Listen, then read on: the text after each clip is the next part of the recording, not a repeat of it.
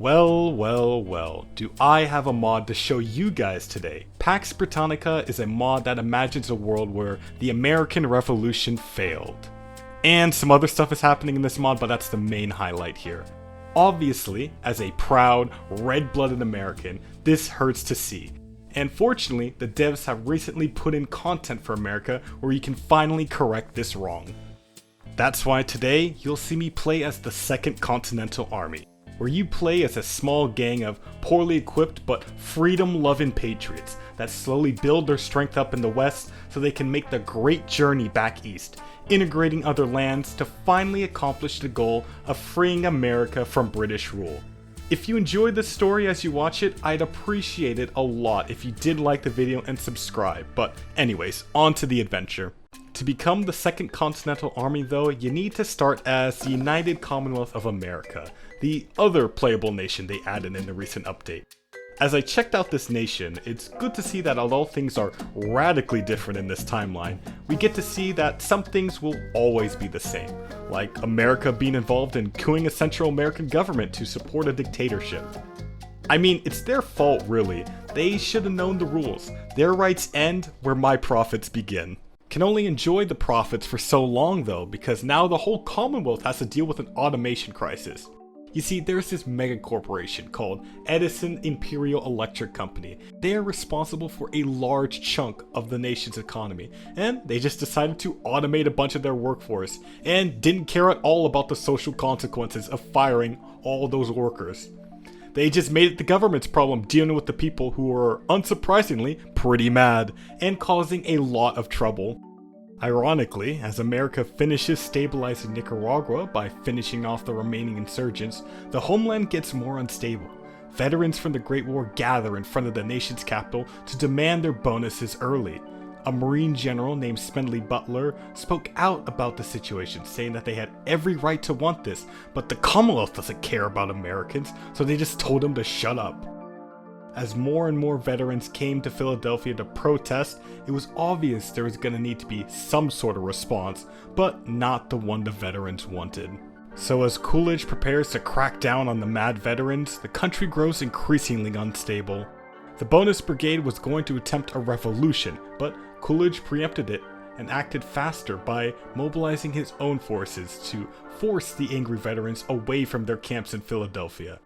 And seeing that this country clearly had no love for them, General Butler, followed by many others, made the long march west to try to start something new. Finally, they found a spot in Oregon they could begrudgingly call home, since there was nobody who would contest them about it. Things were pretty bad for the men who arrived. They were considered a failed state.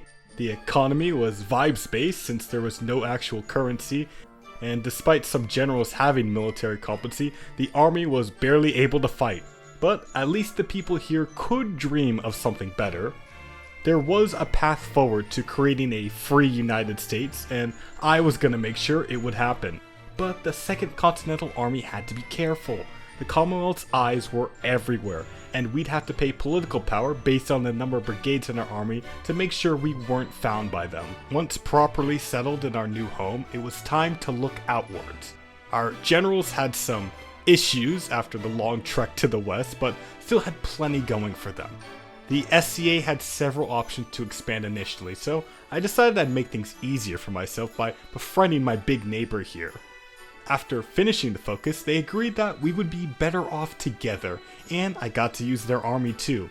They even had these combat amalgamates, which with such horrifying and aggressive animals, just seemed like this timeline's version of pit bulls. Now it was time to start a proper fight. We would invade New Virginia and secure the city of Portland. They gave up Fort Washington without a fight, and General Randolph prepared his initial assault on the New Virginian defenses. The order to attack was given, and as our boys went to attack them, I realized how awful our army really was. Seeing that we couldn't even beat one division, Randall had to call it off and rethink his approach. Then a brilliant idea came to him. What if he didn't have the best unit in the army attack from across a river? A new plan was created, and this time the battle had a much better result. Randall was able to keep the initiative going when attacking Portland, and the city was finally secured for the revolution. With the equipment we've seized, I could upgrade my units so I could face the final enemy in the region, the Mormons. Clearly, they didn't even know we were coming because they only had one division on the border, allowing me to easily get around them and seize important parts of their country. And I came to realize the Mormons were not nearly as prepared for a fight as I thought they'd actually be. Even if they didn't know we were coming, they wouldn't even have enough units to stop our army. So why would I bother trying to defeat them in battles when I could just distract them in unimportant areas and just take the parts that do matter? With the area secured, it was time to ask the important questions like, how are we actually supposed to run the country? There were some who just wanted to make General Butler the permanent president, but that just defeats the whole purpose of this campaign, so I went with the People's Congress. Now we could actually start functioning like a proper country with actual institutions, and we could start getting the hang of this whole warfare thing. Although we were getting bigger, we still had to keep quiet so the Commonwealth didn't find us, and doing the Hush campaign's focus made this so easy, to the point it ruined the with open eyes mechanic. There isn't much to spend political power on already, so it's easy to keep up, and this just made it a non-issue. Now I could actually make good divisions, and it's even cheaper to hide them. With the bare bones of nation building done, I could now go to the next stage of the revolution, where we could start conquering all the other nations in the Wild West.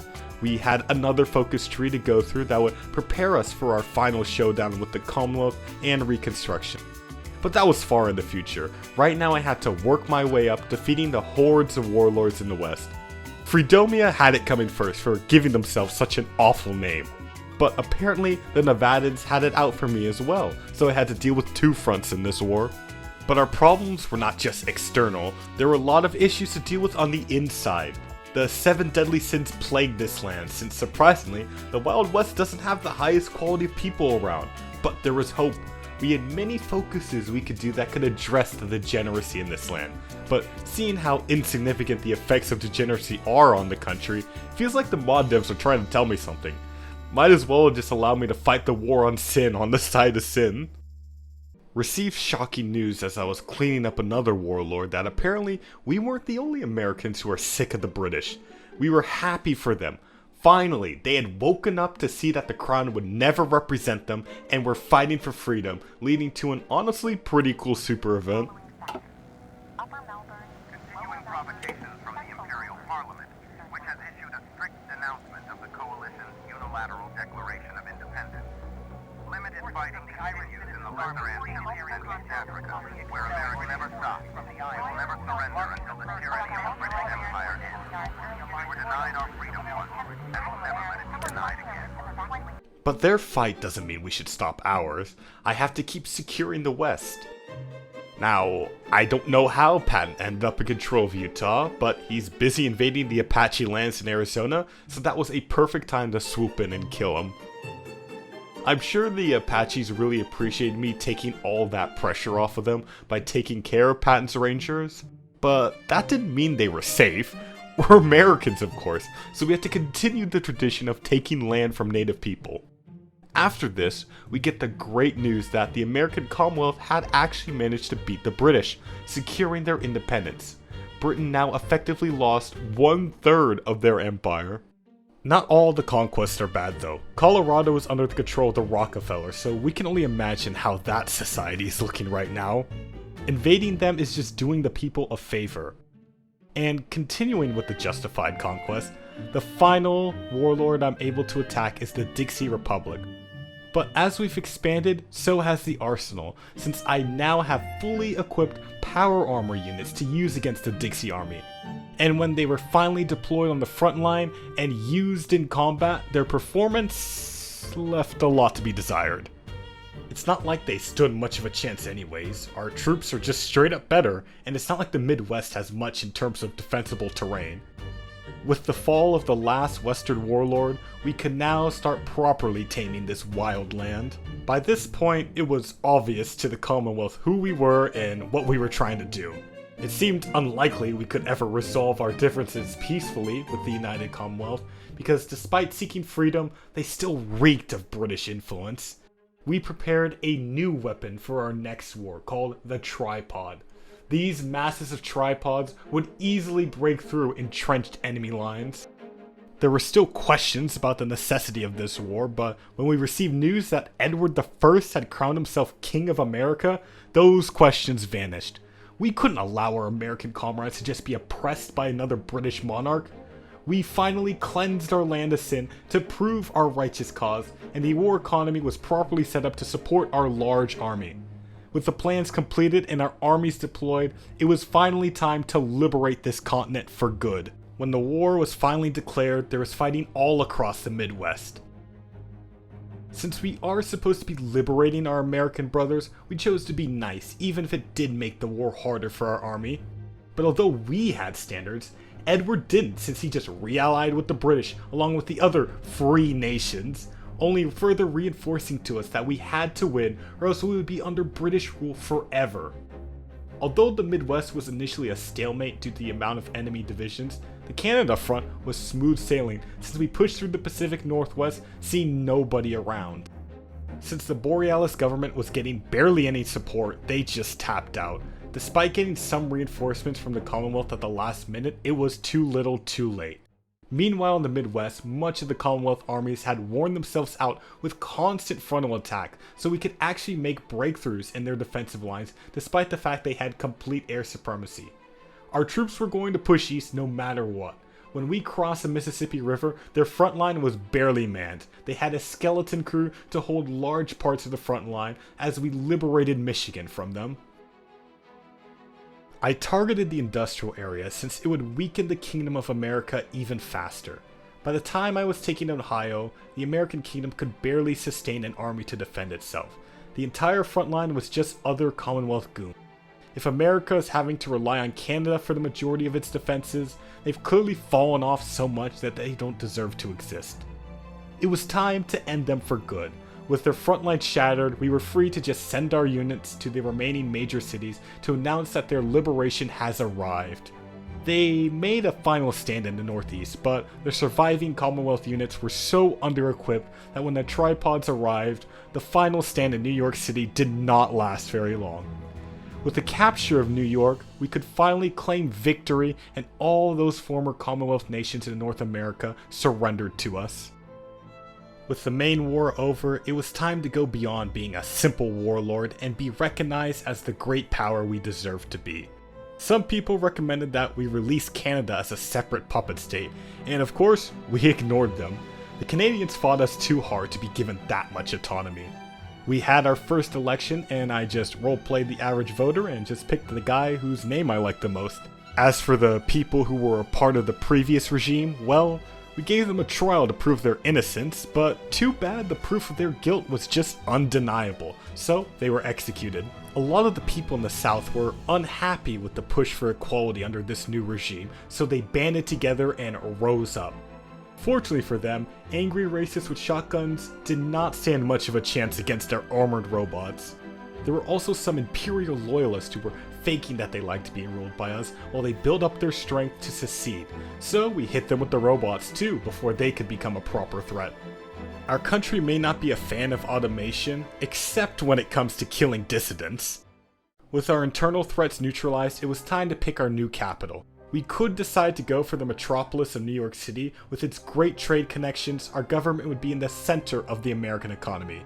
Boston, with its history in the First Revolutionary War, made it appealing to put our government there to honor America's first revolutionaries. Or Melbourne, Ohio. So Boston was decided to be the capital with its cultural significance to America. I couldn't just end the game with the borders looking like this. We had to stretch our legs a bit in North America, and Mexico was just kinda sitting there with no allies. So they were practically asking for it. Still didn't have an air force, but what's the point when you have giant robots who can do all the hard work for your army? By the time our regular soldiers were securing Northern California, the tripods had already cleared Mexico City. when they finally surrendered, I decided they would be directly controlled from Boston, just like Canada, because I want to make sure this country is set up to explode within the next 50 years. Although we may be known as the United States, that name is gonna be ironic soon, since the game just let us have war goals to conquer Cuba and Hispaniola. We even get to have Greenland as a treat. It's funny though that despite all the conquests we can do now, the Native Americans in this big tribal nation I'm not supposed to touch. The idea that the US wouldn't conquer these tribes is just a plot hole in this mod, because I'm supposed to believe that the nation that has already taken Native American land and now has taken a bunch of other neighbors' land under very questionable pretenses is just gonna let these guys slide? Well, anyways, that's pretty much the end for the content of this focus tree. There are a few issues, but overall it is still a very enjoyable experience. Pax Britannica is a very different mod from the usual alt history stuff we see for HOI4, and I really like the setting they created here. Anyways, if y'all enjoyed the video, leave a like, subscribe to the channel if you want to see my future videos, and hopefully I'll see you again soon.